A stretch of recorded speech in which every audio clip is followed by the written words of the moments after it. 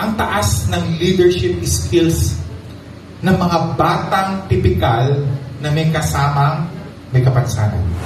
Naalala niyo pa po ba, nung kayo ay nag-aaral pa, na marami kayong natutunan, maganda man o hindi, sa inyong classmate? Meron tayong natututunan sa kaedaran. At tandaan niyo po, ang pagkakataon na may bata na may kapansanan sa loob ng classroom ay hindi lamang para sa batang may kapansanan.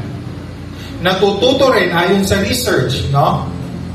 Ang taas ng leadership skills ng mga batang tipikal na may kasamang may kapansanan. Especially kapag nagfa-facilitate ang guro.